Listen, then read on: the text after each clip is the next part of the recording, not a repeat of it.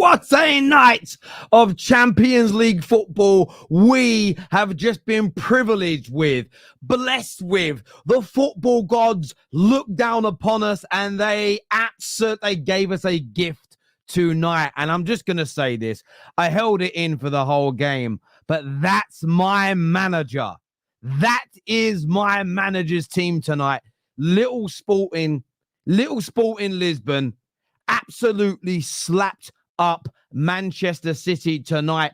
Liverpool also with a commanding, a brilliant, a beautiful 4-0 victory. Difficult in the first half.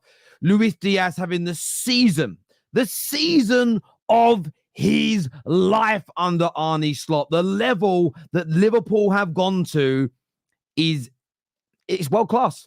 Liverpool are playing at a world-class level at this particular moment, and I still think they can get better. They can still add to this squad in the January window. Absolutely fantastic. Also tonight, I was 3-1 the last time I checked. I should have just kept it up on my TV screen, but I stupidly turned my TV screen off. Real Madrid were losing 3-1. I'm not too sure on the scoreline there tonight. They're getting smashed themselves. It's been a crazy night. You know, it's been an absolutely crazy night. There's no doubt about that whatsoever. I'm just going to actually go over to where is the Madrid game? It's probably still 3-1. You never know, though, in football. Football's a funny old game. Why can't I find it? Is it not on TV here? I'm going to just get the goals extra show up to see. Is it still 3-1? It is still 3-1. Almost over now. But what a night of football. If you haven't hit the like button yet, get it done right about now. Get that like button hit. If you haven't subscribed yet, get yourself subscribing to the Football Terrace. It's the only place to be straight after a game. The best channel in the world. The original live match reaction channel. There's no other place to be. There really, really isn't. But look, I'm going to start off with the sporting game tonight, because for me, look, everybody in the world tuned into this game tonight, barring Liverpool fans watching their match. Everybody in the world was tuning in tonight. And I'm going to start off. There's only one thing going through my head right now at the end of that game, and it's simply this. So excited! So excited! I'm just excited. I'm genuinely excited about what Amorim can bring to Man United. And look, the game was really interesting. I thought they started off a little bit sluggish. I thought they demonstrated too much respect to Manchester City, and they made a big mistake in the beginning, passing out from the back. Foden punished them. Really poor goalkeeping for that goal. And then they went through there was a really good chance for Victor Gyökeres to equalize, and he missed it. He went for the dink, and he shouldn't have done it. And you thought, oh, this could be damaging for Sporting. A horrible farewell night for Ruben Amorim. And they had to hold in there for a while, and Haaland missed a chance. Silva had a good opportunity, but they kept on growing as the half went on. And then the first goal, the equalizer from Sporting, was brilliant. A wonderful pass on the outside. Gyökeres using his touch, his power, his skills, going on goal. And the way he kind of scooped it over the goalkeeper was out of this world. It was a phenomenal finish. But this is probably the bit that got me as a Man United fan the most excited. They came out in the second half and they were like a freight train.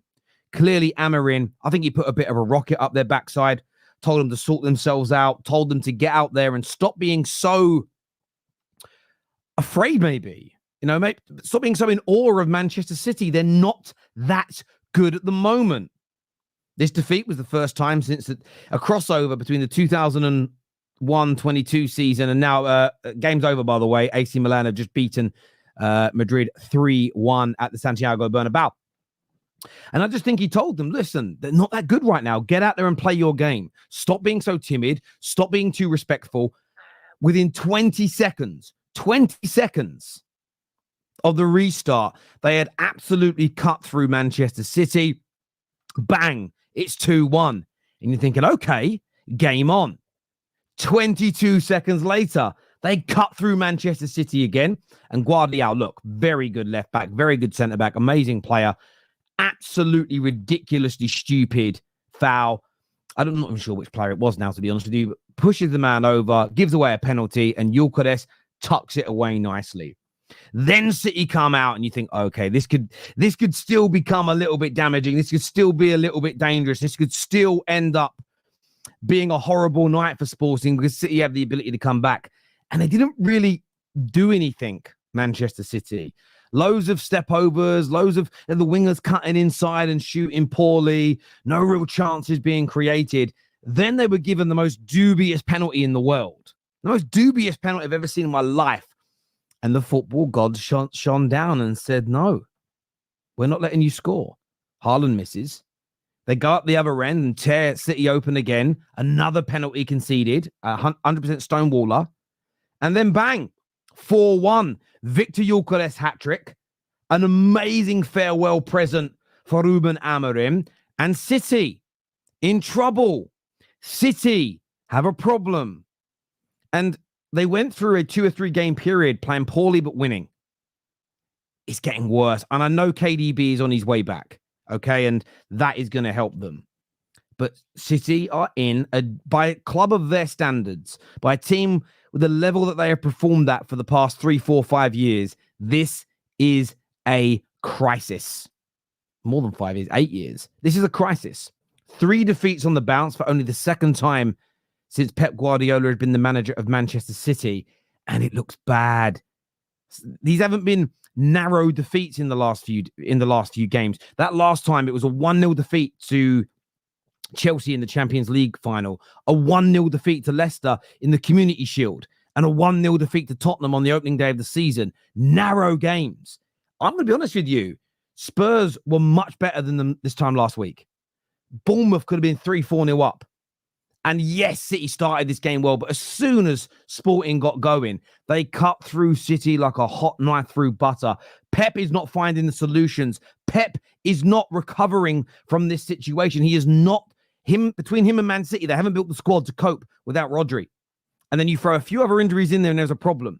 But the biggest issue for me, and this is being ignored by the mainstream media, is being ignored by football fans everywhere. And only LB is the only other person that's backed me on this. They lack finishers. They lack, I'm sorry to say this, eye test merchants, go in the corner and cry, get on your mum's titty, whatever is going to cheer you up. They're lacking GA. They are lacking goals and assists from the majority of their squad.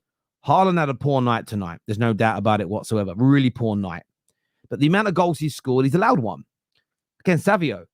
All the gear, but no idea.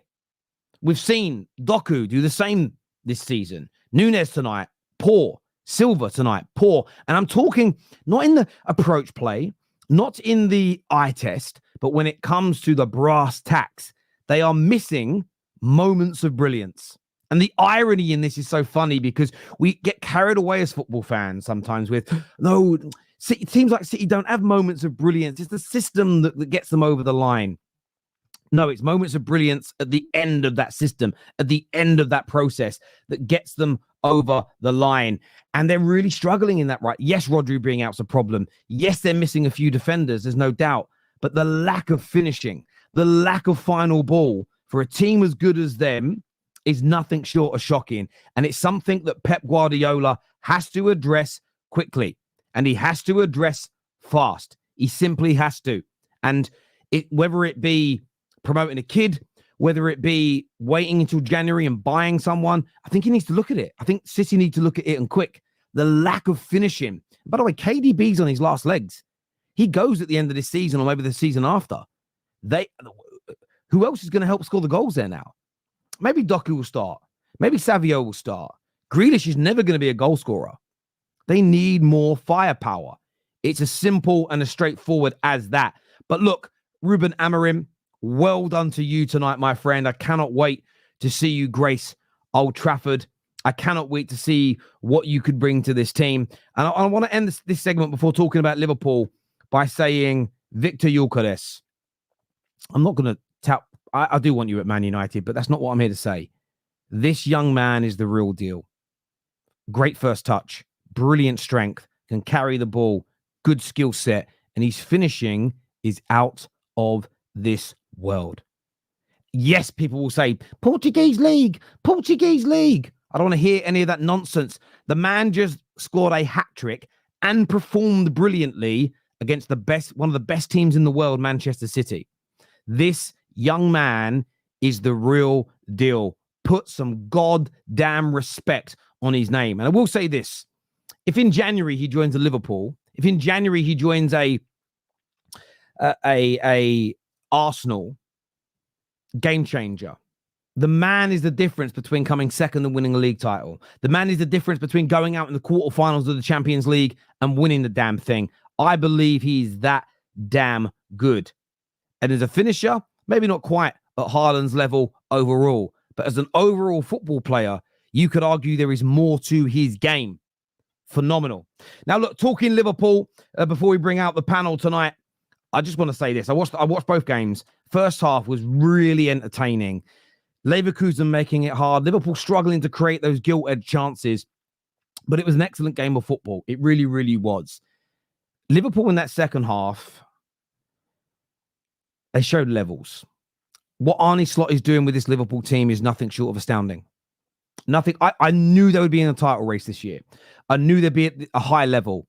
I didn't think they would be this good. So I've had a few Liverpool fans reach out to me today, say, Terry, you're so right in the summer about Liverpool. I have to be honest, I wasn't. I didn't think you'd be this good. I'm not going to take credit for something that I didn't say. I said you'd be in the title race. I didn't think you'd be world class. And that is what Liverpool are, is world class. It's as simple and as straightforward as that. And what Slot has done, which I think has gone unnoticed, I really do, is, or maybe not unnoticed to Liverpool fans, but it's not being discussed by the mainstream media. I think it's because they, and I mean this with respect, they love Jurgen Klopp and they don't want to be disrespectful. But it's the levels that he's getting out of Gakpo. It's the quality that he's getting out of Luis Diaz. And let's be honest, Jurgen Klopp wasn't getting that from them. He really wasn't. He wasn't getting the output from them. He wasn't getting the delivery from those players. They do the skills and the tricks and the system would work, but there's no output to it. And Arne Slot, that new voice, that new touch, that slightly, some different methods probably in coaching, is just getting the best out of these individuals. And look, I know it's still early in the season, but I think it's time for every single Liverpool fan who said they wanted Luis Diaz gone to just say, I'm sorry, I got it wrong, and move on. I think you owe him at least an apology. You've got to, this isn't just a start to the season flash in the pan. This is the real deal. And he ain't going to stop, in my humble opinion. He looks like the player that you purchased 2 to 3 seasons ago. Was it Porto that he was killing it out? I think it was Porto. And he was amazing. But Liverpool tonight, to blow away a team that were pretty much invincible last season across most competitions until the Europa League final, who have started this season and not been as good this year. I didn't think they would be, to be honest. But they're still a phenomenal team. To beat them 4-0 is phenomenal. It really is phenomenal. And Liverpool fans should be immensely proud. This team is special. Get excited. Enjoy this. Listen, I understand it's a Scouse way. Play it down. Be cool. Don't get too carried away. I'm saying this now, especially if you're in the fan content community. Have some fun. Yep, you might get clipped up if you don't win the league. Have some fun. Enjoy it. Honestly, any Liverpool fans come out here tonight monotone, KJ, fuck them off. Not having it. You can't win like that and then be like, oh, it was okay. Yeah, I'm happy. We'll see how the season goes. If that's how your attitude, why are you even coming on? I genuinely, why are you even here? Why are you even here? Don't get it. Tell us what you really think. Tell us what you really, really think.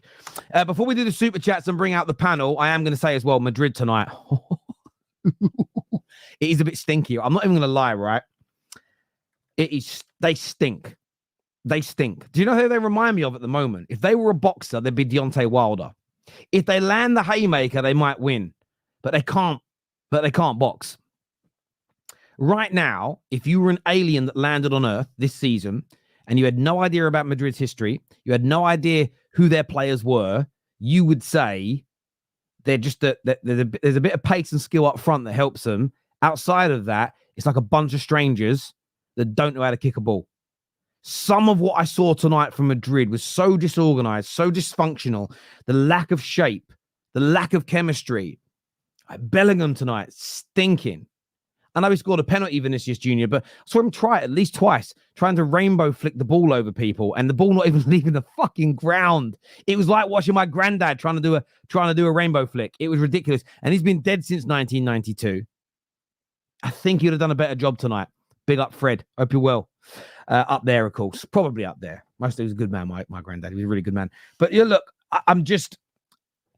I always wind Madridsters up because they moan about things that the rest of us are kind of happy with, and no one really cares when they're upset. But they really... AC Milan are not very good, and they battered them 3-1 at the Santiago Bernabeu. That is embarrassing. All right, let's jump into these super chats now. So I'm just going to bookmark this so you guys know when this was. Question for City supporters on the panel, if they show up. None are backstage yet. None are backstage. They're not here. He says, are you going to talk about the football this time? Didn't see. I'll be honest with you as well. I'm going to be really blunt. We are talking football when it comes to City. We know Rodri's out and it's a problem. You had other players on the bench. We know you've had injury problems. We want to talk about the football. We want to talk about how it gets solved. If he's going to come in here and moan about injuries again, ain't happening. Yulkares passed the audition with flying colours. What a baller. And he is a baller. I agree. Edu is the biggest joker and scammer on planet Earth. One job, sign Yulkares, and you can't get it done. So glad he finally left Arsenal. Excuse me. Yeah, I understand Gooners will be angry about that.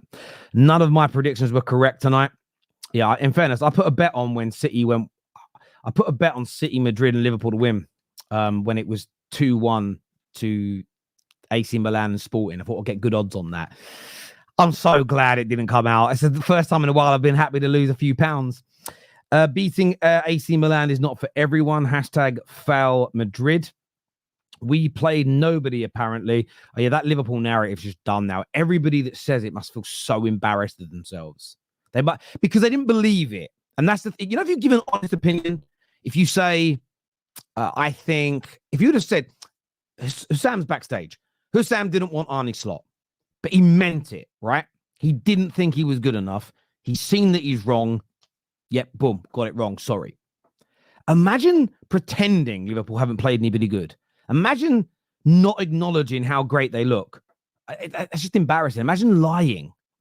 I don't care anymore. Time to get excited about our new manager. Listen, as I said, this is me right now. So excited! So excited! I just am. I'm very excited. He's in for a shock when he rocks up at Carrington. Listen, Shawnee, you're not going to bring Man United fans down. You're not bringing us down. United players don't have the lungs to run like that. It'll be fine. Don't worry. Listen, Man United ain't taking L's tonight. My manager just smashed up Man City. You know, he's basically on loan. By the words of Haaland, stay humble, yeah? I'm excited for Amorim's arrival, but would still say with the caveat that United are not Sporting. Yeah, listen, we're not going to do that to City in the first game. Let's just all slow. Again, don't be excited about, again, Man United fans, if you're thinking that's what we're going to do day one, shut your mouth up. That's not how it's going to be. It's going to take some time. I'm just excited about the future. Yeah, man, United fans, hold it down a little bit. Amorim gets credit for this, so Ten Hag gets credit for the 5-2. What do you mean? I don't know what that means.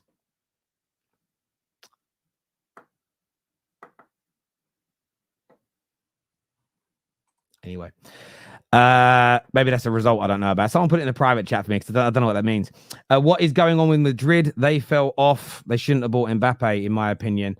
He beat Amorim 5-2. Yeah, he does. Yeah. I mean, Ten Hag gets the credit for when he beat him. Yeah, because you always, I mean, all those years ago, he got the credit for that.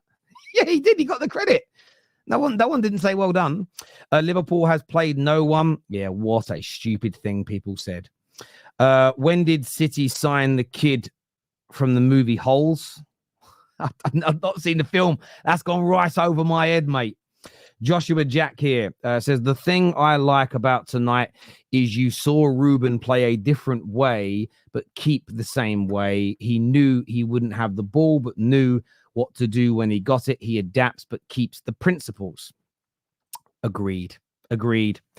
Evening, Terry. Like the new format of the Champions League, Liverpool versus Milan, Real Madrid versus Milan. Next, Real Madrid versus Liverpool and Barca versus Munich. 50 Champions League between them. Yeah, I'm enjoying the new format so far as well. A few people don't, but I really like it. Mbappe makes Madrid worse. City are a one-man team with Rodri out. They crap, and Liverpool will win the league. They've got a great chance, Liverpool. I'm just glad I don't have to talk about City and focus on my Barca. You could talk about City, Debbie. Hope you're well. Don't hide Hamza. Hamza is backstage. Wearing a Chelsea kit, which is strange. I'm joking. That's a joke, people. That is a joke. Shitty 3 L's in 3. Poor play. Finally catching up with you. It certainly is fun. It is catching up with them. There's no doubt. Terry, Mo not in 30 Ballon d'Or nominees. Yeah, Mohamed, by the way, I didn't mention Mohamed Salah, but phenomenal again from him tonight. He really was. A big win for Chelsea and United, 3-1 at Madrid, and Amorim 4-1. Why for Chelsea?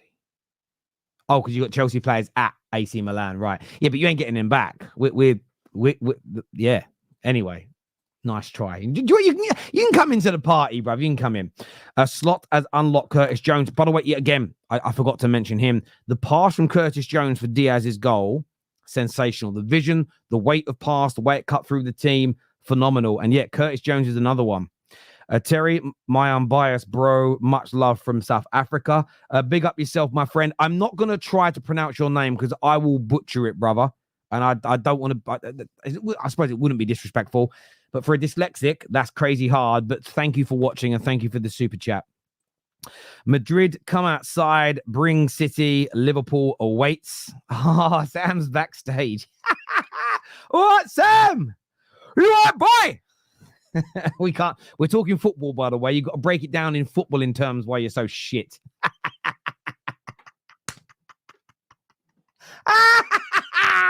Sam, Standards FC. See, you got angry last week and didn't get better. It shows getting angry don't work.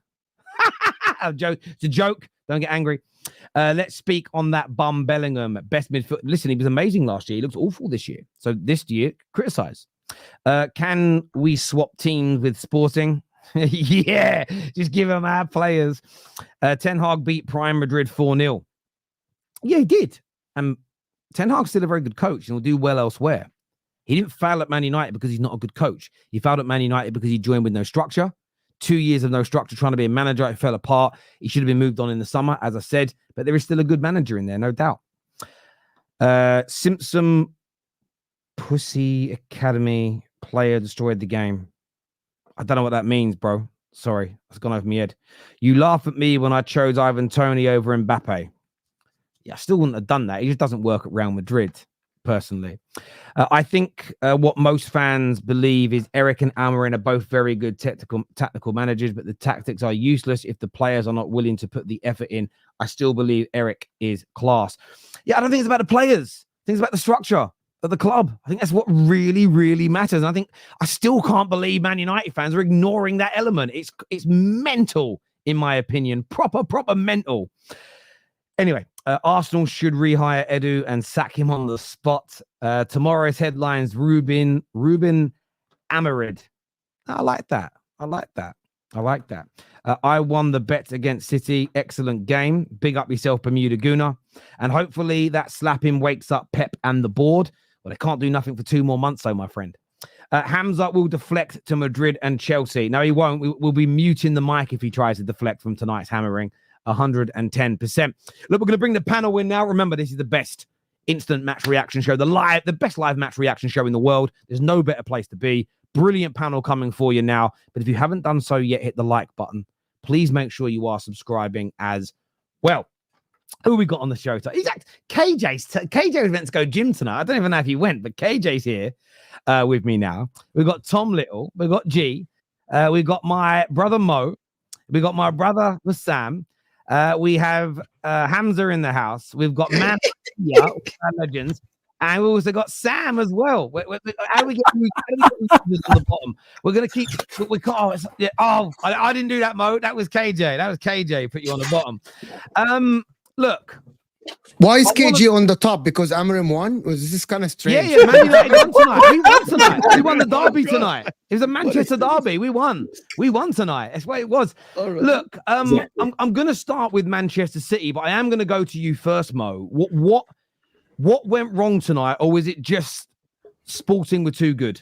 They're too good for them. They're too good for them, and they're unexpected, to be honest. Same when we went to Man City, Inter at the Etihad. We actually were the better team again on the pitch.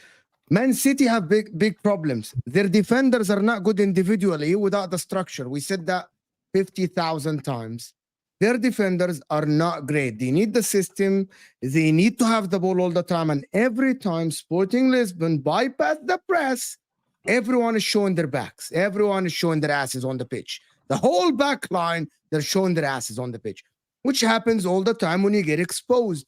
Pep Guardiola doesn't have a replacement for Rodri to stop the opposition. Fernandinho was that guy, then Rodri. Now they are so exposed. This will continue to happen until maybe Pep Guardiola choose to change the way they play and they sit back a little bit. Maybe they defend a little bit deeper, to be honest with you, because this gang of football without Rodri, without Fernandinho might be big troubles for them, to be honest. Listen, they were so exposed today on the transition. It's unbelievable. You would think this is like a Chelsea team last season or something like that. You know, like a Liverpool without Fabinho, without his legs, bro. This City team, if they continue like this, they will lose more games. If you're a City fan, you have to be depressed, to be honest. City need to start thinking about other ways to play until January comes in. Maybe park the bus against a team that you know they're going to bypass your press. Against Brighton, I bet maybe Pep Guardiola will park the bus a little bit to let Brighton come out of the areas. Because if he presses against Brighton and they bypass your press, you're in big trouble. It's not only about Ruben Amorim being today a genius again, because the way they come back, it's about him exploiting every single bad thing about the City defense, which is what happened. That's why Hamza left, because he knows I'm speaking the truth. He knows that. I'm telling you guys, this City team are in trouble if they keep playing the same brand of football, leaving 4 guys ahead of the ball, 5 guys. Do you know what's really interesting? It's one of the first times I've personally witnessed Pep in a crisis. And I'm talking like an injury crisis with some of his better players missing. And there's always this talk about, is he the greatest of all time? And I'm nitpicking here, but I've seen the greatest of all time, Sir Alex Ferguson, win titles, win games that he shouldn't have won, play well when he stuck two children in the Rafael and Fabio Silva into central midfield because he had a midfield injury crisis, and go on to win Premier League titles in those seasons. Pep is one of the greatest managers of all time. That isn't going to be disputed if this season peters away for them. But I do look at him and think, I saw a clip today that went out. I've done a reaction to it. It'll be out tomorrow, where City fans have said that Fergie would never have won another Premier League title if he'd have stayed on between 2013 and now, because Pep came and Pep's just superior and Pep always finds a way to win. But I'm looking at this team now. It's the first time they've suffered a crisis to this level, and he doesn't seem to be able to find a way to win, Hamza. What has Pep got to do to get you back to winning ways, brother? Because that's 3 defeats and 3 beatings on the bounce. I'm not used to be a United fan like this. Losing games is not normal for you guys. Like, to you, it's normal to lose games. Yeah, I'm not used to that, like life like that. People say to me, oh, look at his hairline. Yeah, I understand. Look at my hairline. The reason why, because I had every day I want to cut my hair. But bro, it's so stressful now. I don't get time. I'm thinking so hard about the stress I've got, bro. I'm telling you now. I swear, every day my hair grows inside. I need to cut it before Brighton because I'm looking bad on streams now. Yo, today, bro, Terry, you're a fraud. You lot for some biggest fraud here. Any City fan that believes, yeah, for what I used to say to you, yeah, I said to you, Pep will get it right. I'm not going to blame on Pep. I'm not going to crash on my players. I just said one thing, and you're a selfish human being if you don't answer this correctly. Would you work 100 hours a week every day for 5 years? Would you? Would you? No, you can't. Hang Why? on. Hang on a minute. Hang on a minute. Hang on a minute. Hang on a minute. Hang on a minute. Hang on a minute. Hang on a minute. Hang on a minute. Let me answer. Let me answer. Hamza, let me answer. Hamza, let me answer your question. His head is gone. His head is gone. Hamza, let me answer your question. His head's gone. Hamza, can you answer me a question? Would you say I'm a relatively successful football YouTuber? Yeah. Okay. I've taken hang on a minute. I've taken off 5 days in the last 5 years. That's Christmas Day only. So when you ask that question, could I work all those hours every week and keep performing? You've answered your own question. Yes. Because you have an agenda. You have an agenda. To make sure you're an influencer. Your influence is some of these little kids, they believe in you. Oh, no, overreacting. I said it. My players are knackered. Yo, now, wallah, if you're a Man City fan, look at what I used to say to you. Players are knackered. They're exhausted. They're exhausted. How can I see no one to Sport Lisbon? No, 1 second. How can Manchester City, we're the best club in the world. Madrid first year, what a shame. They lost 3-1 as well. What a shame at home. At least I took a 4-1 beating away. But Madrid took the worst beating at home. Hang on, you're not so straight. You're not deflecting. Hamza, I need to stop you because you're rambling about. We know you've got injuries. We know your players are tired. But remember, you get no sympathy from anybody. Your club has decided to enter itself into the World Club Championship. You can pull out. You don't need to be there. So stop moaning about being exhausted. So the question is this. What you've just said, you're not going to say anything about Pep or your players. So you don't think Pep should be tasked with finding a solution to plug in these holes defensively? He will get it right. The issue is how? So what's he got to do? Answer the questions. What does he have to do to get it right, in your opinion? First, pray to God everything works out. Yeah, I mean, that's just step one. Big up. So number 2 is the key thing is we have to get our defensive in organization. Defense is key. How though? So tell me what. Tell me how. I don't like the highlight. I'm stressed, bro. I'll give you an example. When you're pressing high, Gokeres had a chance. First, let me not give. Wallahi, I'm not giving credit to Ruben Amorim. I don't give credit to Ruben Amorim. He doesn't get the credit anymore. Listen, and I'll prove he will be a fraud when he signs for United. I'm the person to say those chances that he had were lucky chances. Our players gave a penalty away, gave another. They were being clumsy, playing a guy on side.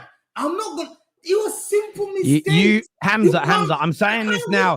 You got absolutely cut to ribbons by Sporting Lisbon. They cut you to ribbons and you gave the penalties away because they broke your line and got in behind. You don't have to give Amorim credit. The whole world is doing it. You are just bitter. You know what's funny as well, Hamza? You say you're not going to crash out on the players, but 2 of your players gave away penalties and 1 of your players missed a penalty. So where's the criticism for that? Huh? Listen, the chances of playing a high line is dangerous. We've been that's what you've always done. But you've always done it.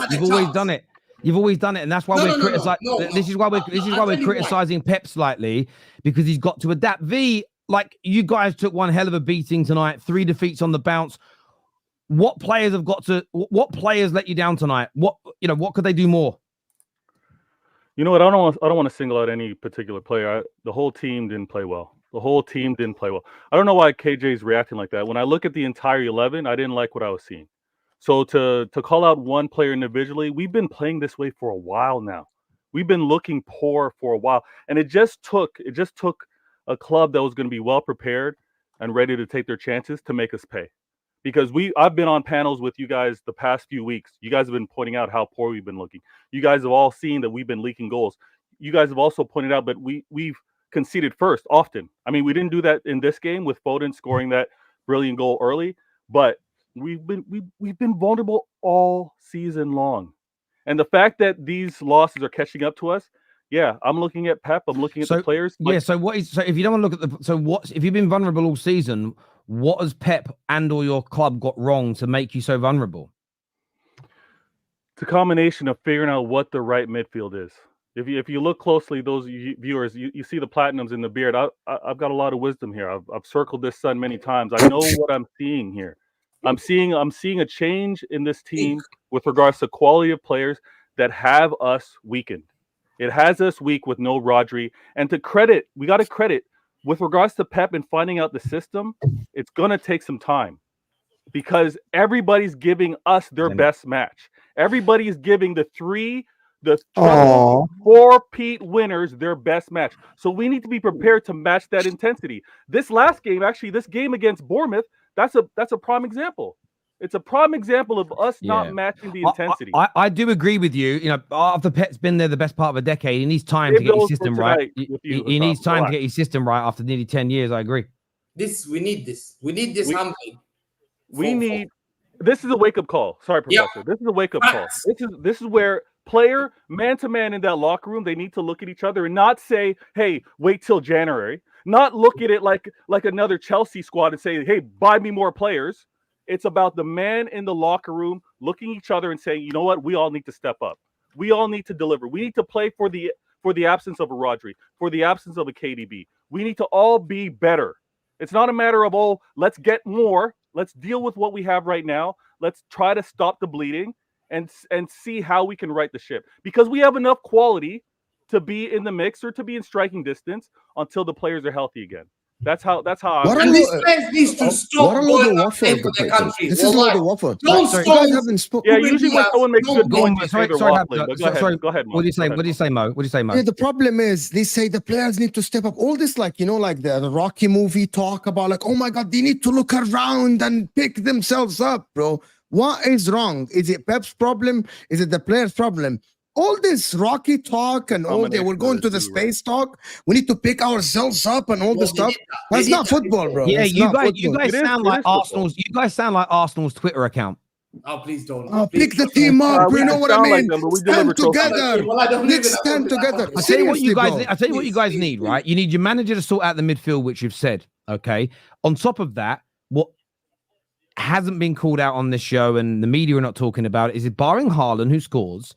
Your attack, I would actually say, is one of the worst attacks out of the top 6, top 7, top 8 teams in the league. When you remove Haaland, the rest of them, if they fell into a barrel full of boobies, they would come out sucking their thumb. No, we get that. They are absolutely woeful in front of goal. Savio, Doku, Grealish, Silva, none of them can score. I think we would have the same problem. Sorry, Professor. I think we have the same problem even if we looked over at Liverpool and said, take out Mo Salah. And look at the creativity, look at the goal scoring. Luis Diaz got a hat-trick today. Diaz is scoring. I said, take out Mo Salah.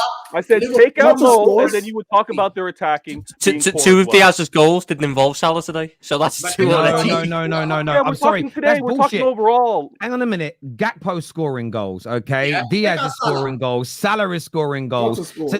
So they've got players scoring goals. Chelsea's front line, they've got a number of players that score goals this year. You remove Haaland from your attack, and the rest of your attacking players, they've got great technical ability. They look good at technical ability, as Hamza, as Husam would say. They look great on the eye. They would all smash it on Strictly Come Dancing because they've got great lines and they look good, but they can't score. They've got no GA. They've got no special moments. They have no moments of brilliance. And you lot have got to call it out. You've got to demand your ball by better. You have done an awful job recruiting attackers in the last couple of seasons. Awful. They lost Alvarez. They should have. It's true. Wait up. We lost Alvarez. We hit 95 million. We should have got one. I play another player. But the problem is, Pep Guardiola will get it right because we lost to Villa. We lost to Wolves. We lost to Newcastle, whatever. 3 games in a row. And then we came back like animals. And literally, we went on like 25 or 30 games unbeaten. It was madness. Pep Guardiola will work it out. But what we need to do, the key thing that we need to do, is we need to find out the formula of the defense. Players have to come back first. Players have to come back. John Stones must not play for England again. No way. No jokes. Ruben Diaz, you're not going. You're all staying. Let other play. We're the nice football club that allows, don't worry, your football, we can go and play for international countries. Everyone fakes injuries. Then when they come back, some of our players are injured. From now on until Brighton, we must scrape a win against Brighton. Which I think you won't. You're going to lose. Wait for 2 weeks. Pray for everyone to come back and sit them down and say, yo, it's war. No more jokes. Here, we're here to win a game. 5 in a row is a must. No joke. tactics. I don't want this mentality of fans saying, "Oh, you're being greedy. Oh, it's okay to lose. Oh, let them win." No, we want to win the 5th one. And if any player doesn't want to win the 5th one, bro, the door's open, bro. Wait, but your squad's wait. Your squad's already 25 man, and you're telling me you're gonna get rid of? We don't. 1 second. We have Scott Carson. That's Scott Carson play. Wait. We have Wilson Brand. Does he play? No. That's what. Yeah, but you're saying to get rid of more players, Hamza. No, to yourself. 20 players. No, we have no. 18 senior players only. Yes, and you're saying more should leave. Woefully run. Woefully run. No, if you don't want to, guys, no, we're going to come back to some more City With stuff later because we're going to come back to some more City later because we've got some super chats. I know Sam's got to go. We are going to come to Liverpool that smash it tonight, but I think everybody wants to hear from a Madrid fan tonight after they got piped at home. Sam, how are you feeling after the intercourse with no Vas, mate? You got smashed tonight. Yeah, end the season. End it. Done. The season's fucked. Ancelotti, the players, and the board. Every fucking one of you. Fuck you. Yeah? Fuck you. Honestly. You have ruined this season from the start. Yeah? The players I'm going to call out now, every one of them, I want them gone. And take me off full screen. I've told you this how many times. Stop putting me on full screen. Take me off full screen. Sorry, my finger slipped. Apologies. Yeah. Yeah, you've got some slippery fingers, haven't you, bro? Okay. Just like your defenders. Slippery. Yeah. Just like your defense as well, mate. Congratulations. We're unbeaten. We're unbeaten since my manager got sacked. Let's not. Hey! Yeah, Mr. Shameless. Yeah, big up to you. Vasquez, Militao, Garcia, fucking, what's the other donkey in midfield? And Ceballos. Either Vinny or Mbappe. I'm going to say Mbappe. All of them, fuck off. Get rid of Mbappe as well. You're done. I've had enough. Now I've had enough. Yeah? You can't score against that shit AC Milan side, mate. Yeah? No. This is all you fucking got. This is what you've got, mate. Yeah? We beat them 3-1 at the San Siro. Yeah. Big up the infamous Red Men. Thank you. Oh, no, I'm going to come to you as well because you're a fraud as well. You and Mo and Terry and KJ. All 4 of you are going to get it. You're all going to get them as well. Yeah? So let's get this straight. I want them all gone. Gone. Yeah? Get the hell out. And this board as well. This summer right now. Board. If you refuse to sign the players now, get me a right back, get me a fucking centre back or two, get me another left back, get me a fucking proper Tony Cruz replacement, get me a proper number 9. Yeah. Slow the swearing down. But I want to ask you a question. Yeah, why are you shouting but whispering at the same time? Well, because my mom's sleeping. I don't want to wake her up. That's okay. Why. I'm genuinely wondering. Yeah. I'm genuinely wondering. Yeah. And number three. The likes of you, Terry, KJ, Husam, Mo, who kept telling me stop overreacting. Am I still overreacting? Almost like. Yes, yes. I actually still think you're overreacting. No, I'm not. Because actually, mate, I actually know what the hell I'm talking about. Why? Because when you followed your club for this fucking long, you know. It's done. But Sam, can I tell you honestly why you're overreacting? I'll tell you Sam's why. got standards. I have never seen Madrid ever play at an intensely high level in the group stages. And I've been watching football for a long time.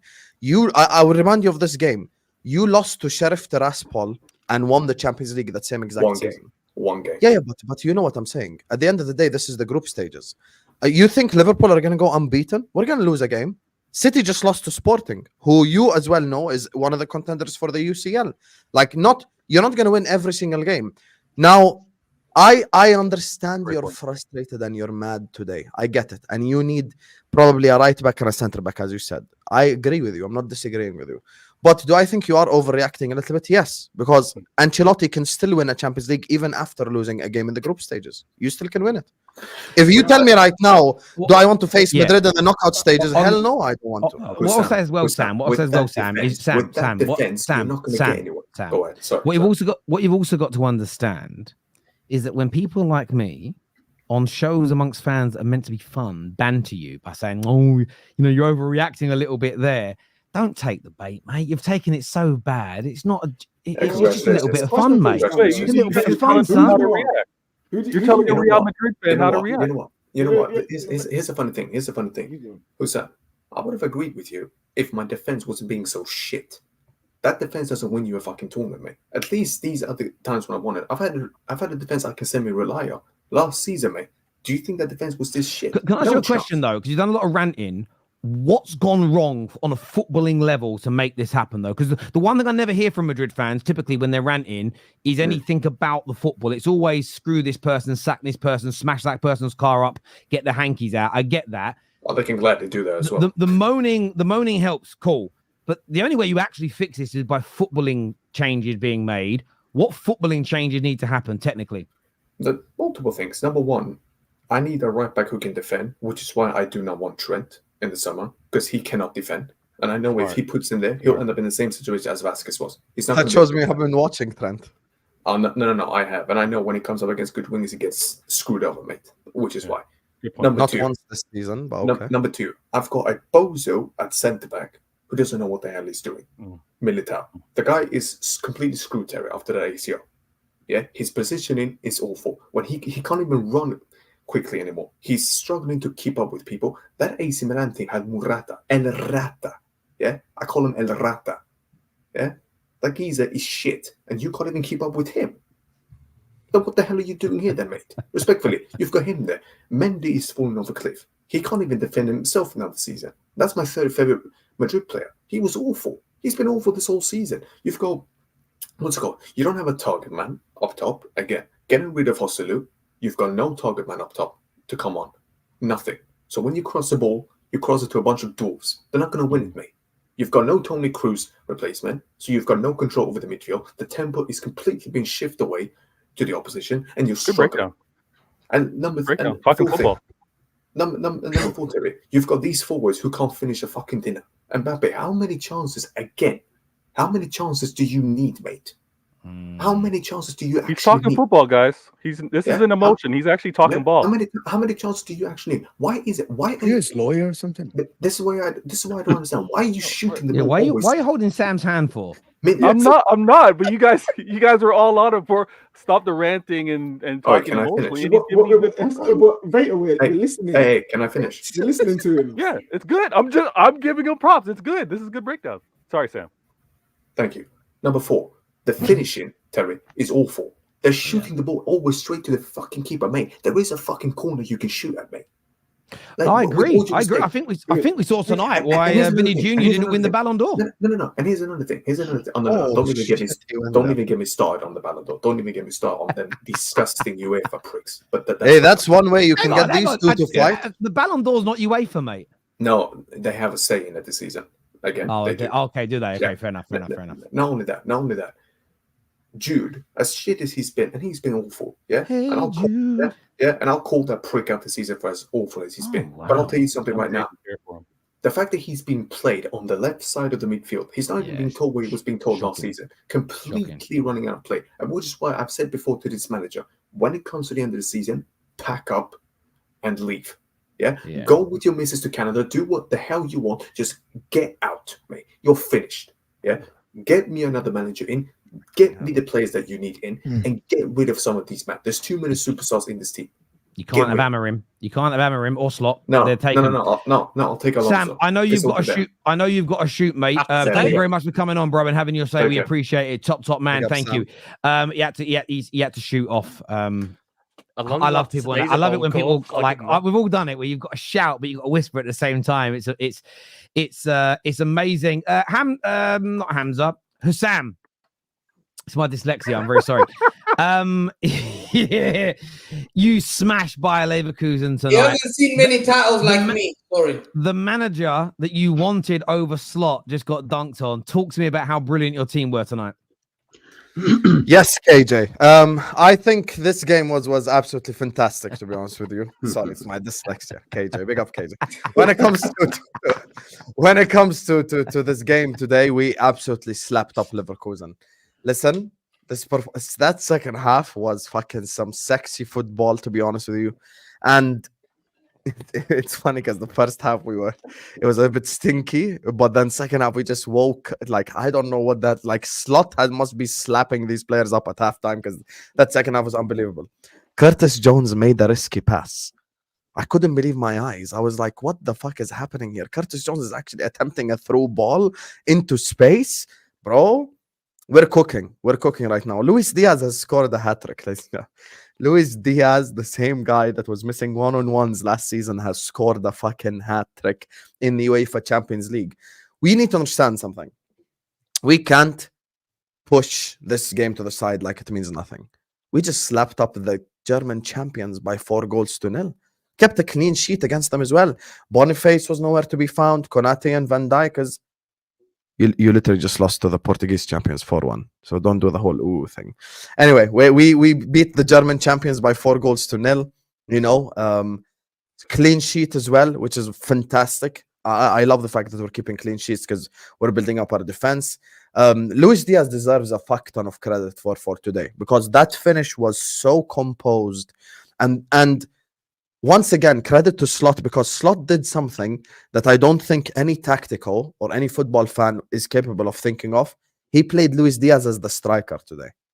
If I did a show earlier on with Tom today. If I told him I want to play Luis Diaz as a striker, he would have laughed in my face. But he did that, and he actually scored a hat-trick, and he fucking cooked all game long. Today, we did something that we don't usually do. We had 11 people who can play the sport out there. Because Tsimikas was the starting left-back. Mo obviously played Gakpo and Diaz. There was no Nunez. There was no... Like, it was pure just technique. Szoboszlai didn't play. Endo didn't play. So we had Curtis, McAllister, and Gravenberch. And we kept the ball really well. Even in the first half when we weren't really that good going forward, we still kept the ball really well. We passed the ball unbelievably well. And listen, today, Slot proves why, you know, it's correct decision to take him over Xabi Alonso. Xabi today, listen, you're my legend. You get me? But we had to do it. Wow. We had to slap out. you. You're a fraud. Wallahi, you said slow out. You Cry, mate. Cry. You said slow out, man. Cry more. You are an Arsenal fan. You are an Arsenal fan. You are a Madrid shirt. Cry more. Hamza. Anyway, Hamza. 6-time European champion is talking. Stop talking. We know that he didn't want Slot, but he's already unlike you. Yeah, I've already owned it. He's already owned it.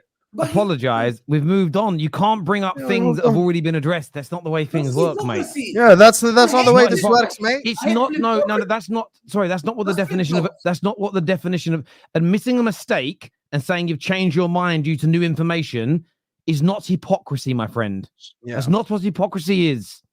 Yes, that's something that you don't know about Hamza. Also, respectfully, you know, this guy keeps telling Arsenal fans, because of you, I can't go to Germany.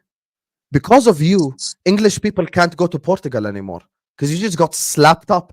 We beat Porto 5-0 3 times. Porto, who actually have a Champions League. Sporting Lisbon are the 3rd biggest club in Portugal, and he got slapped 4-1. Now, no English fan can go to Portugal. We can't because of you. Because you embarrassed us in Portugal. Imagine someone wearing a City kit in Lisbon. Absolutely embarrassing, bro. So stop. My manager, baby. My manager. Listen, I want to say one final. Don't destroy that manager. You know, it's crazy. This is the best result in the Champions League for 11 years for Man United tonight. Yeah, 100%. The best result all season, man. I want to say something that I'm ready to admit now. I have to say this. Mo Salah is the best player in the league. I think he's the best player in the Premier League. Like this guy, once again, when he missed his chance, when I was doing my watch along, I was like, listen, Mo gets to miss that chance because I know he's going to do something. And then he just gets 2 assists directly straight after. Like, just unbelievable player, to be honest with you. But yeah, I'm very happy with today's win, man. I'm confident in us beating. I think he's the best player in the world at the current moment with how Mbappe and Vini Jr. are playing. So I'd actually say he is the best player in the world. Yes. Yeah. I agree. Why are people so afraid of saying that, bro? It's a simple. Have you seen Vini play against Barcelona? Have you seen Mbappe? No, you know why? Because 2 weeks ago they were saying that guy from Chelsea was the best player in the world. 3 weeks ago they were saying Haaland was. Yeah, Mo himself said it. It's crazy. No. So this is Never say Palmer is the best player in the world. You fraud. Not you, but people were saying Palmer was the best player in the world, right? There's no denying that Mohamed Salah is so underrated, and people just do because of aesthetically not great. You know what I mean? He's so underrated. The assist, the left foot, right. People just misunderstand that. Someone like Mohamed Salah assists with the right foot, left foot, header, can shoot, can first touch is there. His work ethics, his physiques at the age of 32. People just underestimate these things. You're so right. When you look, for instance, at Savio for City tonight, when you watch the way he cuts inside, beats the man, his skills, it looks amazing. But at the moment, it might change in future. But at the end of it, there's nothing. Therefore, everything he's doing is pretty much pointless in a professional game of football. That being entertaining with no good cross at the end, or his shots all going over or wide or straight at the goalkeeper, just the way I view football is that means nothing. Ronaldinho was doing it, but scoring at the end. Therefore, I go, wow, right? And that for me is why Mo Salah, I don't get why he's so. As a United fan, I shouldn't have to fight for him, but I feel as a football fan, I have to. The level of goals, the level of consistency, the level of performances, the availability, the trophies, the fact that he is technically still a very good football player. He's not like he's some sort of bum. The lack of respect that this man gets is crazy. And if Slot's team this year keep going from strength and he goes on to win another Prem, another Champions League, I've said it for the last 3 years. I say it again. The man's in the conversation to be the Premier League GOAT. And if Liverpool fans would do the right thing and put him above Gerrard, you guys have the power in the media to get him crowned that. I genuinely mean that. It's not even a dig at Gerrard. I'm trying to praise that. Like, you could literally get someone crowned the GOAT in the Premier League. You guys control the media in terms of the punditry. You've got a lot of power in that space. You guys should be. If it was a Man United player, I'd be imploring us to push it. I'd be imploring us to push the agenda. I really would. But Tom, on the game tonight, a lot of Liverpool fans wanted Alonso. I think Slot demonstrated why he was the right choice, right? Yeah, you knew what that game was going to shape up to be, which was a bit of a chess match. And you saw that in the first half. Neither team really wants to commit to anything. There was mistakes as both teams were trying to figure each other out, feel each other out, and then that second half freed up Salah a bit. That was one of the most insane creative performances I've seen from Salah in a Liverpool shirt. Anytime he got the ball on the right-hand side, whether he was going outside the foot cross on the left, inside the foot cross on the left, cross on the right foot first time, cross on the right foot after beating a man. He was so influential in everything. The midfield, Gravenberch and Jones done exceptionally well. Luis Diaz as a striker, I think Slot said in his interview, Jonathan Tah's a guy who likes to go up against big physical strikers, so he played Diaz to drop off him and run around him and cause problems in that way. And that first goal, he goes off the back of Jonathan Tah, chips the keeper. So again, the stuff that we're working on pre-match, the stuff that we're identifying pre-match and in-game, Arnie Slot is reading it, making the changes, and we're benefiting from it defensively. They had 0.8 XG today, and one of them, half of that was from a header from Boniface. So once again, what was, for all intents and purposes, one of the best teams in the world last year, and has still been very good this year. We limited to one big chance, which went wide and could have even been offside.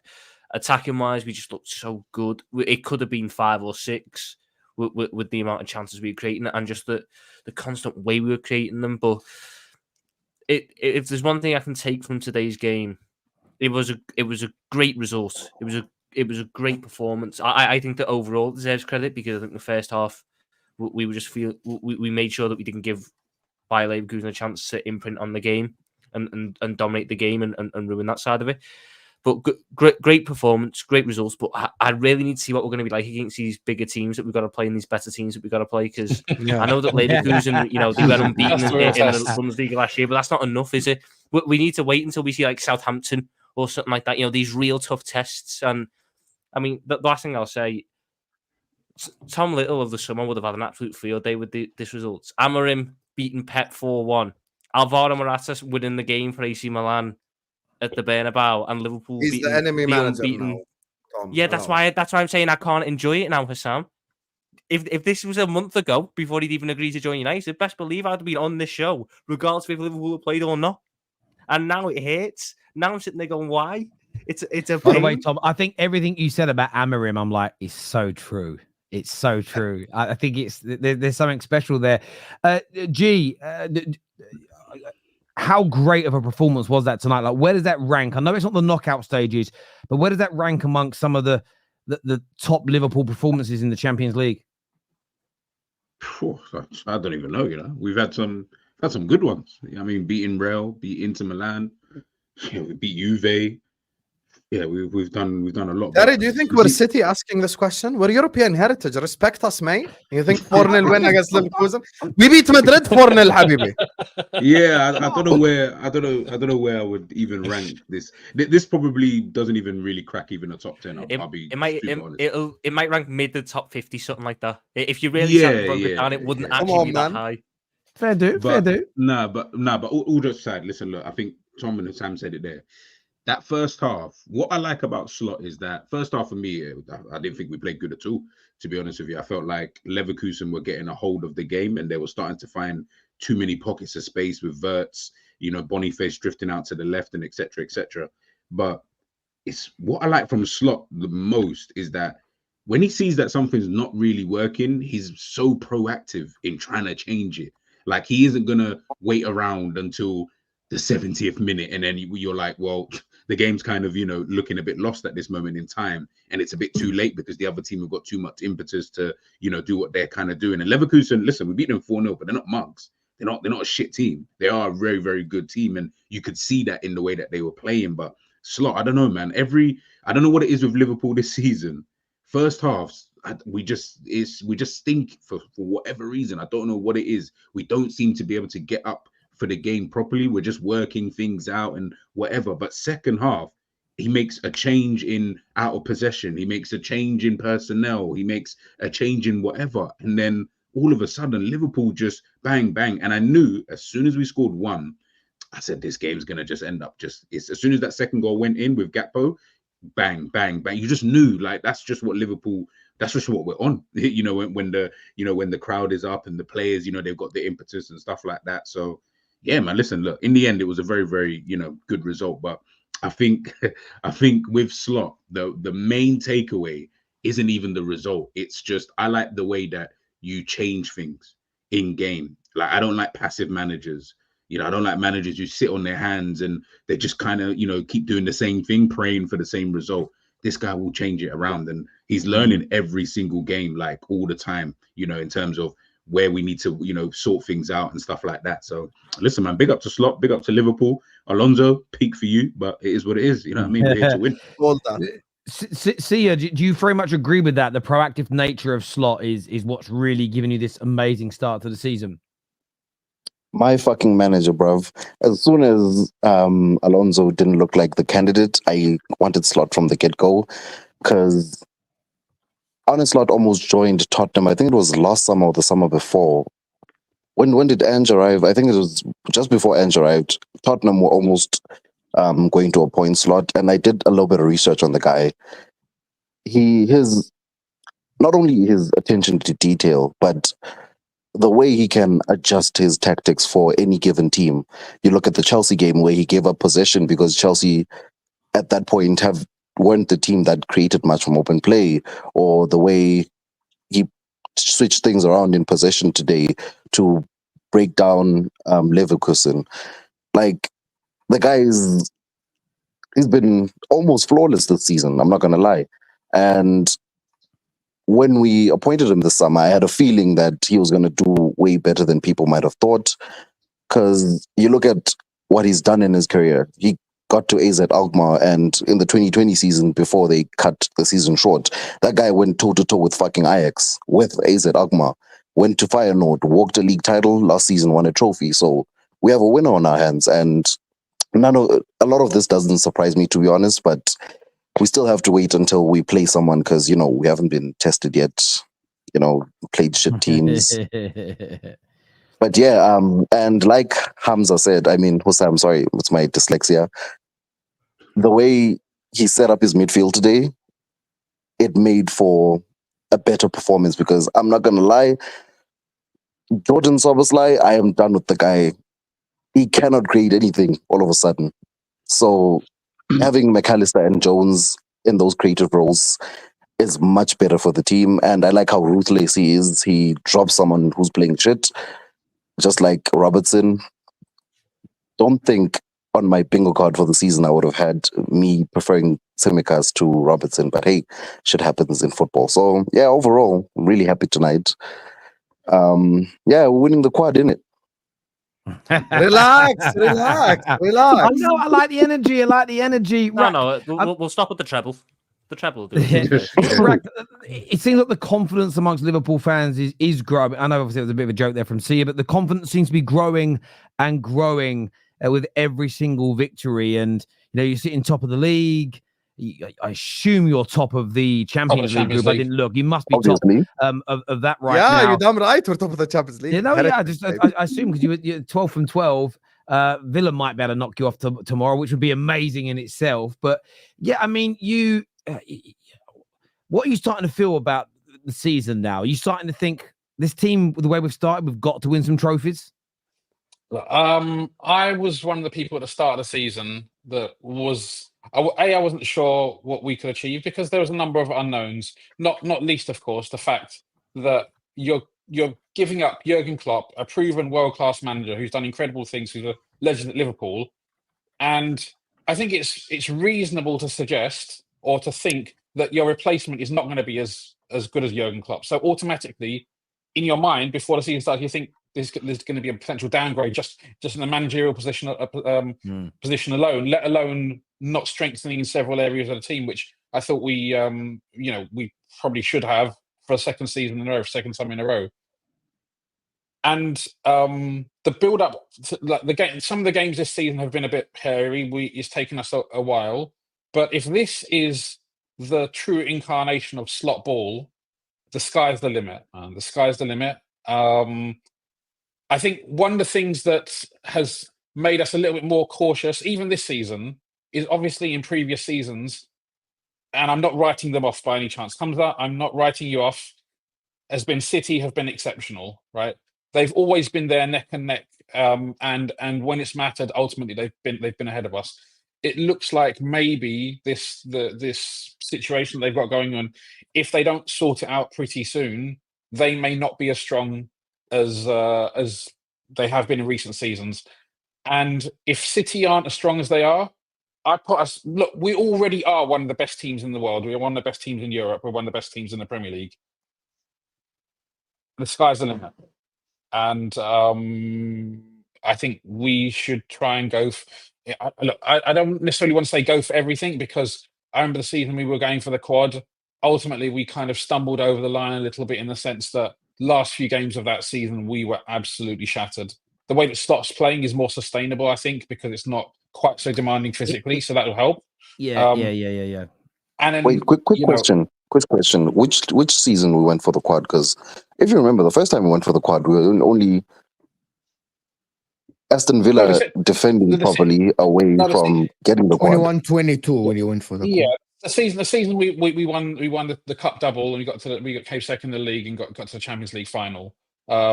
And I think if we were at our top form, we could have won that Champions League final. But ultimately, the last few games of that season, you could see we were drained physically. I don't know what more we could have done in that final, to be fair, apart from make Courtois not play. Yeah, I mean, Courtois also played a blind down. We hit the bar. But yeah, look, I'm not going to put any limits on it. But if we're not at the business end of the season, fighting for the Premier League and potentially the Champions League, I'd be disappointed from the hair on him. Yeah, I think that's fair to say from now, especially with the team full of so many players that have won the Premier League, won the Champions League, won league titles. I think the expectations certainly should be there from this point for a club as distinguished as yourselves. Before we go to some of the super chats and talk a little bit about Amorim tonight and what he did, I've been sent this from Staffy for Husam. Get back to the important topic, which is Arne Slot. Slot out. That is my analysis of this slot situation. Hashtag slot out. Slot out. There you are. Flip flop. I told you the flip flop. Biggest flip flop in YouTube. The biggest flip flop. I never changed that. It's because I embarrassed him last season with the miracle clip. It's okay. I've already apologized for the slot thing. Hamza. Okay. Hamza, you only know his position. When my team scores, I celebrate. When Staffy team scores, he calls me out. Yeah. There's levels to this. Guys. I want to ask a question. I'm going to get KJ first. How excited are you about Ruben Amorim joining Man United after what he did to Man City tonight? Listen, guys. You haven't seen this version of me in a while, because Vibes FC has been dead for flipping 2 years. We're flipping back. We've run up the thing. The streets better know that Roger C is back. You know how else is back? Flipping Man United, baby. Let's flipping go. We're flipping back, baby. This guy has got me gas. I don't care. People, click me, do what you want. This is just pure gas, pure delirium, pure hopism, whatever you want to call it, copium, whatever. We're flipping back, baby. This guy has got me mad excited for Man United. And not because right now we have the players to play his football. I'm not going to say this season, title charge is on, even though the title charge is on. All you man are dropping points. I'm not going to actually seriously say the title charge is on because I know what this squad is. I know what time he needs to get to that. But what I saw today was a clear style of play, a clear game plan, and tactical nous to change it when he needed to. When he came out in that second half, got those 2 extra goals to make it 3-1, man changed up the formula a little bit and sat in a 5-3-2. He stopped the press. The press weren't pressing no more. He didn't need to do that. He got them structured in a way, in-game, that secured the victory and they go on to score another goal. The way that they transition, bro, I've been missing those transitions. Those 3 up top were cutting Man City open like it was nothing. And they had confidence, and all those players had confidence, and that's what I like to see. The amount of 1v1s that they had against defenders, I want to see that at Man United. The fact that Gyökeres had 2 1v1s in a game, I want to see that at Man United. I'm looking forward to see that at Man United because for too long, we've not seen these things. And I am excited. We're flipping back, and I don't care anyone says this victory is our victory as much as Sporting. Welcome, Ruben. Bring Gyökeres to the theatre. Let's flipping go. Quick question for KJ. Quick question for KJ. And I very much mean to rain on your parade, but I feel like we said the same things about Ten Hag before I arrived at United. Yeah, listen. And if we did, so what? We do it again. I don't flipping care. You know, this whole thing about... I'm so gassed. It's unbelievable, bro. I've never seen you like this, bro. Yes, because he's on cloud 9, bro. Why does see KJ for and he's back, baby? Listen, see a serious answer to your question. Yeah. The difference is between if we had said it back with Ten Hag and now is that what Amorim is coming into. What Ten Hag came into wasn't the same thing as now. He didn't have the Baradas, the Ashworths, the Wilcox, the Ineos above him. He didn't have none of that. So for me to sit here and say, "Oh, you know what? I can't get happy because Ten Hag." Like we said the same about Ten Hag and he failed. It's a different situation and a different time. So if people have said that, cool. But it's not going to let me be upset. Again. We can't talk for other YouTube channels or other YouTubers, but if you go back and watch all that early content, and I remember myself saying it on a solo video, I remember saying it with KJ on many shows. I remember sitting there doing a show with DIAZ. What was the show me and DIAZ used to do? What was it called, KJ, that show? It was called Hot Takes. And it was one of these things, we all said the same thing, that if we don't change how we operate, because there was talk back at that time, there was talk of bringing in footballing directors, etc., etc. We said that isn't all done almost at the same time, it will all fail. So again, me and KJ can't be labeled with what other YouTubers said. And there are still some silly YouTubers and still some silly Man United fans who think it's all just about replacing a few players and getting a new manager, and that alone is going to fix Man United. They've been wrong 5 times on the bounce. They'll be wrong again. It's more about the structure. So I think that for anyone to say it's not different this time around, they're just lying. It's a completely different scenario at Man United. There's a long way for us to go, though. Do I expect us to beat City in a few weeks' time, 4-1, and outplay them, outclass them? No, I think it's going to take a while for us to get to that level. But I'm excited about what can be. I love the structure at the club. And listen, at the end of the day, I'd much rather my new manager, just slap City up 4-1. When they went 1-0 down earlier, I thought, what you would all be saying if they got beat 4-1 tonight is, you're hiring this trash. Look at this rubbish manager that's coming to your club. You, man, would all be gassing it up in exactly the same way, but in reverse. Instead, put some respect on his name tonight. And we all know he's a talented manager. You've only got to look at the fact that 2 clubs hired him as an assistant manager, but so they could actually, but made him their manager because he didn't have the licenses, and they hired a manager above him so they could legally do it. The fact clubs are doing that tells you he's special. If you actually look at his story, there's a special manager in there. Super chat I want to go to. First one says, Hamza, cry more. Also, good luck, Mo, for Inter versus Arsenal. Put those Gunners in the cry zone with City. Also, shout out to Gakpo as well, turning up the heat. Are you confident? We're gonna speak about that tomorrow, Mo, on Straight Facts. Actually, we'll go into that tomorrow on Straight Facts. We won't burn that content now. I literally sent a super chat and said DIAZ can play as the 9, but you just missed it, Husam. I saw the similarities like Mane. Fraud, Husam, and Tom. Love you though. He's run off now, Husam. I think Husam saw it, the super chat, and then he left. This is funny. Refusing to turn up to the award ceremony and now football matches. Real Madrid, ladies and gentlemen. Sam is so depressed. He looks like he's frozen. W super chat. That's a win super chat. That's a win super chat. It's a great super chat there.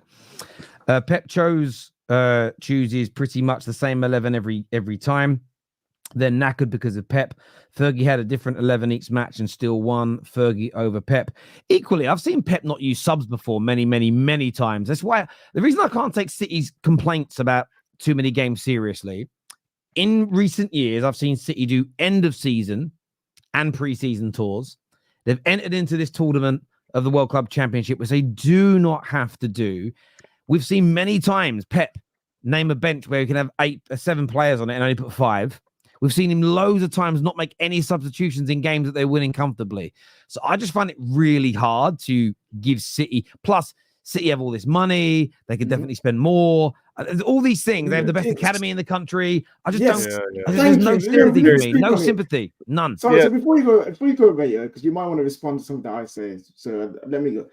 I'm tired of hearing, especially from Hamza, this whole our squad is so small. Woe is us because our players are tired. Bro, you're one of the richest clubs in the world with one of the best scouting networks in the world, supposedly.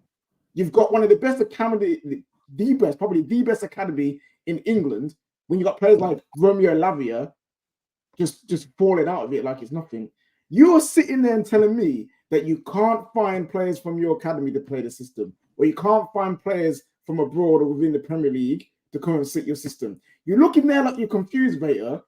But, bro, you know I'm speaking sense. Why has Pep never used a squad bigger than this whole 20-man squad that you've got? And you've clearly got the resources to do so.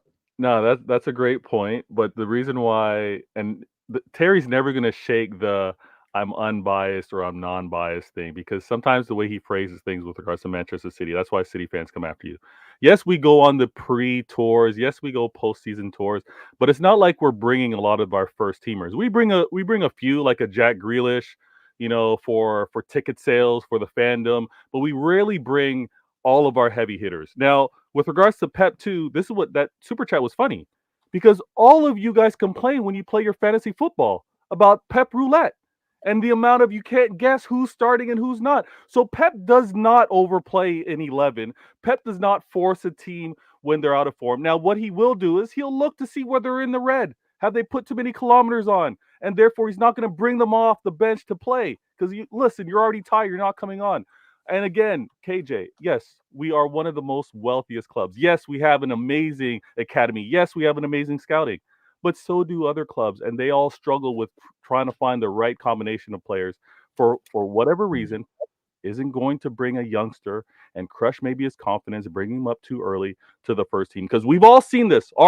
Your fans, my fans, we've all seen a player come up too early, shown that they can't quite do it on their debut, and we never see them since. Pep is very protective of that. And like I said, Mo was crapping on it. He was poo-pooing on what I was saying. But it's about every player right now in this locker room. They have to step up. Let me just say about the bias. I understand you don't take your entire squad. I've definitely seen quite a few first-team players go on some of your post-season tours. You take the majority of available players, if not all, on pre-season tours. And again, no club has to travel around the world during pre-season, my club included. It's an absolute choice to make money, okay? Absolutely. Equally, your club doesn't have to play in the World Club Championships, does it? This summer. No, there is no rule to say that they will be banned from the league or the Champions League next season. There we go. So this is what I mean when you back with people like yourself, and I'm for the growth of the sport, it's good for us when you turn around and say this nonsense about unbiased, no, I have slammed every single club, including my own, over the past 5 years. Whenever they moan about the amount of games they've got to play, I don't just label it at Manchester City, but we are specifically talking about Man City. I called Klopp out many times. I remember LVG moaning all the way back then. I was moaning about when Man United did. Even the players that moan about it. I just think to myself, I've seen so many players, my own included. There's too many games. We want more rest. Talk to your clubs. Stop moaning at UEFA and the Premier League and whoever else for putting tournaments on. Your club don't have to fucking enter. Your club are entering for money, which you also want to be paid. This is the issue that the players and the clubs themselves can solve very easily. But they all want the money. They all want the travel. They all want the exposure. But then they moan about the game time that comes with it. And I just find there's an element here that could be so controlled by the clubs. So it's nothing to do with bias. It's about the absolute facts of the matter. Our clubs don't need to travel around the world for pre-season, but we choose to. Our clubs don't have to enter into all these other tournaments, but they choose to. If your manager is only putting 5 players on a bench when he could have some academy players in there, that's on him still. At the end of the day, more can be done by all of our football clubs to reduce the amount of game time players have. But they want to pass the buck on to the authorities. And the authorities are only making these tournaments. You know why? Because the clubs are fucking asking them to. It's annoying. It's not. Of course they are.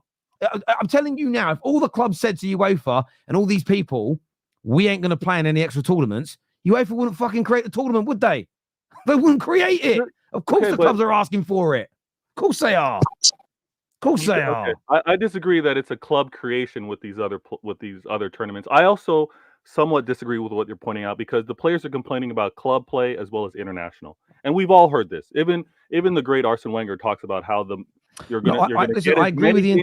Again, right? I've agreed. I've said that there shouldn't be as many international games. Again, I'm not biased, but I called out Rafael Varane, when he was at Man United, for talking about too many games. I'm sitting there and saying, well, look, Man United go on a pre-season tour. We don't need to get fit for the season. We could stay in Manchester, but we do it for the money. Why? Because the players want the money. And I just think it's just weird that we kind of ignore this as football fans sometimes. This super chat here says, Terry, is Pep running out of energy after Klopp? No, I don't remember. If I'm wrong, someone please point out I don't remember him having an injury crisis like this. And a hole in the squad like he's got now, like a combination at the same time. I also think City at the same time have bought really poorly in the last couple of seasons. I think that there's a comment here saying which of City's current wingers are better than Mahrez. None of them are better than Mahrez now, let alone when Mahrez was at his peak. No winger at the club is better than Mahrez. And that's the issue. They haven't replaced Sterling at his peak. They haven't replaced Mahrez at his peak. And I'm talking about the output. So they haven't. So I don't think Pep's ever been in this situation where the squad's had all this change. The new players are not as good as the old players, and then some of the top players have been injured. And I think so I don't think he's running out of energy. He's just suffering with a bit of a crisis at the minute, and it's happened to many a manager. Hope that's not too biased. No, that's fine. I mean, cheers. I just wanted to also point out what's happening this season, and let's kind of relax with the whole buying of quality.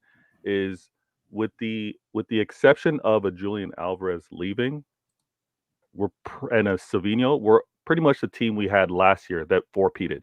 So it is an injury crisis. It's not necessarily buying poorly. It's about the number of injuries. As I look at my board and I look at what they did setting us up this season, I'm looking at the quality of players available right now. Yes, but you had Julian Alvarez last season that was scoring goals at quite a high level, okay? And you had Haaland that was doing it, and you had KDB that was creating and scoring. Foden was player of the season last year. Foden's fell off this season. You may not be able to blame Pep for that, okay? Alvarez has gone and not replaced. Your other wide players, your other attackers are not scoring goals, and you've tried to find backup for Rodri, but you've got it wrong over whether it be Calvin Phillips, whether it be bringing back Gundogan, whether it be Kovacic, these guys are nowhere near his level. So this is a combination here of the manager not finding solution and the club not buying well enough over the last two to three summers to manage when you do, because eventually you lose big players to injury. It just happens. And I think that's fair. This here says it's FIFA that wants to dip into club football. Yep, clubs can say no, my friend. I'm not blaming FIFA. Clubs can say no. One thing we won't see early is those wing backs because the personnel we have. Cough, cough. The ball hog on the left ain't gonna work because they'll provide width. We've got people cutting in too much. Listen, we'll see. I disagree, actually. Diego Dallo and Mazraoui can actually play that role very, very well. I agree. Sam, don't want Trent. Rest of us, thank you, mate. Top of the Premier League and Champions League. Good days. Big up the panel. Thank you, Mr. K. Jesus, if Man City players are tired in November, I can't imagine what they're going to be like in December and January schedule. Wait, if they go on a mad run like they normally do after like December, January, I don't want to hear this tired excuse. Tired is bollocks. Yeah, I hear you. Shows how long it's been. He's been a City fan if he isn't used to losing. You know who slipped? Hamza. Because if he said I'm not used to losing, he said you supported him in the second division. Yep. Yeah. Oh, yeah. That is He didn't say he was not used to losing. I literally said that like verbatim. Like verbatim. You weren't here. He literally said, "I'm just not a fan who's ever been used to losing." I'm not like you, Man United fans who's used to losing. Literally said that. Word for Right, word. I'm not his lawyer, but I think with regards to Pep, Pep's. All right. Okay. You got I tried. honestly, bro. The way you hold these other man's hands and do you hold their phone and text? Did you hold their phone and like tweet for them and everything? Is that what you do? No, what are you doing, Terry? Listen, I don't know. You know what it is? Like Vader's a dad, so his dad instant kicks. He's parenting here. Yeah. After that dismal performance at Old Trafford, trust the ex-Chelsea boys to pick you up while you're down. Tomori class. Madrid have no mentality, it seems. They'll switch it on. You know, they'll switch it on. Can I just say one thing about Real Madrid just before we end the show? Last season, I was on the Football Terrace on a match action, and I said Mbappe is gonna ruin it, and he's lazy. He doesn't have the balls. He doesn't have the guts to go to a team like Real Madrid and work for the team. This is why he's someone who needs someone to hold his hand or someone to work for him. And they're not going to do that in Real Madrid. In La Liga, it's not the French league. Terry spoke about it before, and people need to understand this. There are some players in this world that they are luxury, and Mbappe is a luxury player. Yes, he did it for France, but that's international tournament. It's completely different. He doesn't work hard enough, and it's the same thing that happened to PSG is happening to Real Madrid, but now it's 2 players instead of 3. Messi, Mbappe, Neymar. Now it's Vinny and Mbappe. They don't work hard, and that wouldn't run in La Liga and Champions League. It's very obvious when you watch them, they both don't want to run. They don't want to work hard. So basically, Madrid off the ball, by the way, they're playing with 8 players on the pitch and the goalkeeper because Mbappe and Vinny don't get involved. It's very simple, by the way. Yeah, it's interesting because I remember me and Liaz, ironically, on that hot take show, we spoke about this, and I said he needs to move to one of the big leagues and create prove he can do it. And you always kind of get that prove he can do it. Of course he can do it. And he'll score goals and everything else. But so far as a Real Madrid player, I think he's been, for his quality, he's been massively underwhelming. And maybe there's an element where he stayed in Paris too long and he's become a little bit bloated. And as you say, maybe a little bit lazy, maybe a little bit too, I won't say full of himself. I'm on the football pitch. I don't know him as a human being, but yeah, something looks a bit off there, I tell you. Before we go, one final super chat. It says a lot of pundits are saying Maguire would flourish in the Amorim system as the central centre-back. What are your thoughts, Terry? Well, he does very well for England in a back 3 and did for a long time, but time will tell. Look, I want to thank everybody that has tuned into the show tonight. Thank you very, very much indeed. Remember to hit the like button before you go. This video is taking you through to Husam's channel. So go and support Husam over there right now on his stream. Until next time, people, take care of yourselves. Goodbye. God bless. And we'll see you all again soon. Peace.